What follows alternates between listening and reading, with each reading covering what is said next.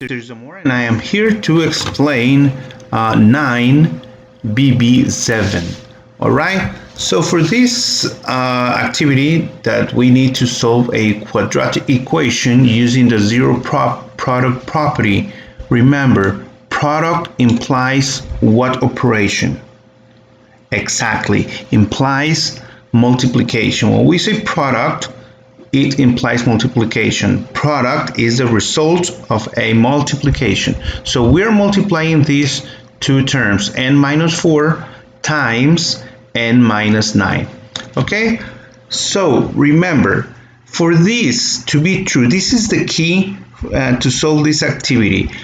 So n can be worth or can have a value of a number, we don't know it yet, or another number. Remember, quadratic equations have the variable of a quadratic equation has two values, two possible values. So for a product to be zero, or the result of a multiplication to be zero, one of the terms has to be zero, right? Okay, so for example, 4 times 0 equals 0. 100 times 0 equals 0. 1 million times 0 equals 0. Any number multiplied by 0 is going to be 0, right?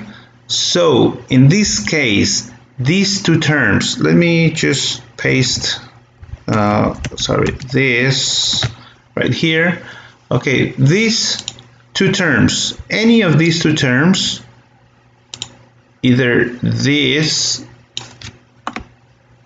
or this, any of this has to be 0. So it has to be 0, or this has to be 0, right? n minus 4 times 0, whatever value, imagine that n minus 4 is going to be 10, okay? If it is 10 and this is 0, the result is going to be 0, so it is going to be true. Or let's suppose that n minus 4 equals 0 and n minus 9 equals 20. Okay, what is going to be the result? The result is going to be 0 because one of these two numbers is 0. Remember, the condition for this to be true is that either of these has to be 0. Okay, now having said that, we have to find the value of 9. How much is n worth? Okay, so for that, to discover that, we need to drag these two terms, like let me change color to black. So n minus 4, and remember we are using the zero product property, so n minus 4 equals 0. Okay, so let's imagine that this is 0. Okay, now it is a very, very simple and easy to solve equation. What do we have to do? We need to clear the variable n. We need to send this number to the other side of the equation, and it was subtracting, now it is going to be adding. Okay, so n equals 0 plus 4, so n equals 4. Okay, so this is the first possible solution for n. Okay, so so n equals 4. What is the opposite solution? For the other opposite solution, we need to imagine that n minus 9 equals 0. So we drag this again here, n minus 9 equals 0. What do we do now? We send the minus 9 to the other side of the equation. It was subtracting, now it is going to be adding, so n equals 9. All right, so the other possible solution for n is 9. So now in this quadratic equation, n could be 4 or n could be 9. All right. So let's write 4 and 9. Submit. And I am not logged in. Never mind. Let me log in.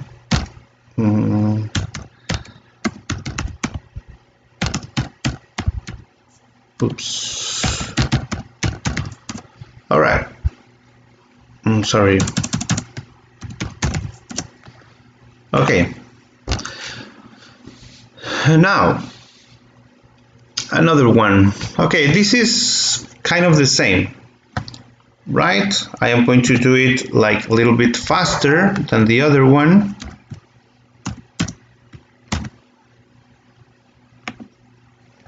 Sorry. Okay. Now we have p minus 9 and p minus 2. So what do we have to do? P minus 9 equals 0, and this negative 9 is going to be sent to the other part of the equation. So p equals 0 plus 9. So p equals 9. And for the other one, p minus 2 equals 0. This negative 2 or this minus 2 is going to be sent to the other side of the equation. So p equals 0 plus 2. So p equals 2. All right. So the two possible solutions is p equals 9 and p equals 2. Let's try it. 9 and 2.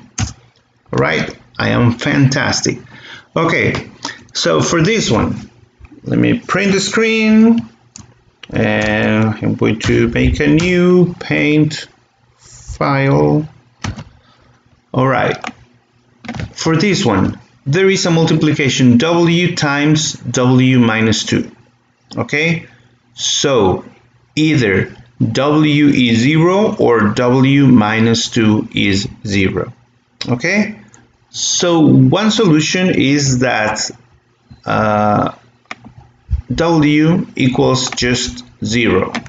If w is 0, so it means that 0 times w minus 2 equals 0. But what if w is not 0? Let's suppose that w minus 2 is 0. Let's say w minus 2 equals 0. We do the same. We send it to the other side. And w equals 0 plus 2. So w equals 2. So the other possible solution is that w equals 2. So 0 and 2. 0 and 2. All right, wonderful. Now we have a little bit of the same. Let's just explain this a little bit faster. So if n minus 8 equals 0, so we send the negative 8 to the other side is going to be positive 8, right? So this is the first one. So if n plus 5 equals 0, we send the plus 5 to the other side of the operation, and it's going to be minus 5 or negative 5. Okay? Do you want me to do it? Okay, let's say. Let's do this very, very fast. Okay? So if you need to pause it, you can do it. All right. So n minus 8 equals 0. So this minus 8 goes to the other side. So n equals 0 plus 8, so n equals 8. So this is the first solution. Now n plus 5 equals 0. So n equals, well, this plus 5 is going to the other side, so n equals 0, sorry, not plus. It was adding, now it is going to be subtracting. So n equals negative 5. So this is the other solution, 8 and negative 5, right? Like this. We submit it, and I am going to pause this video and to find if there is any other more complex problem. All right.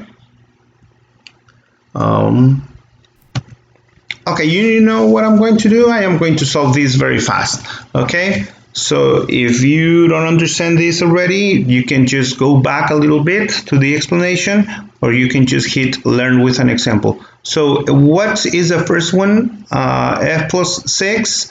For this to be 0, f must be worth negative 6. So negative 6 plus 6 is going to be 0. And for this one, look at this.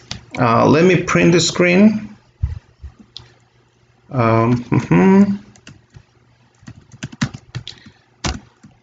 right.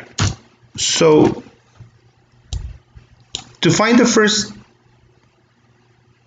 this is not the one. Okay. Yeah, this is the one. All right. The first one, it was pretty simple, but the second one, well, just that you have to say that 3f minus 7 equals 0. What do you have to do? This negative 7 has to go to the other side of the equation, and it is going to be 3f equals 7, right? So now to clear f, we need to send the number 3 to the other side of the operation. So f is going to be 7. So the number 3 was multiplying, now it is going to be dividing. Remember, when we divide in algebra, we use a fraction. And when we send a number that is multiplying, it is going to be dividing, and it is going to be as a denominator, or the number that is going to be below. All right, so the 3 is going to be right here. So this is the other possible result. All right, so let's just say 7/3. Great job.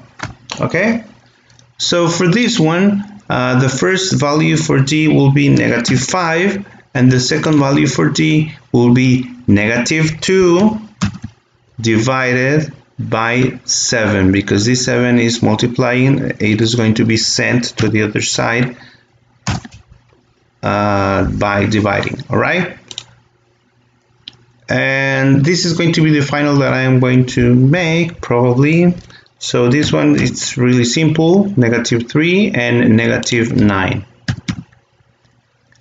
Well, if you already understand what to do and I am in the middle of the video, you can just skip the rest and just focus on your exercise, right?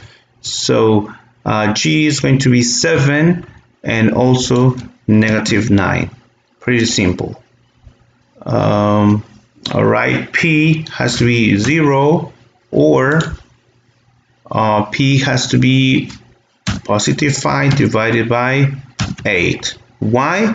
Because if we make this to be 0, 8p minus 5, this minus 5 is going to be sent to the other side of the equation, and it is going to be 8p equals 5.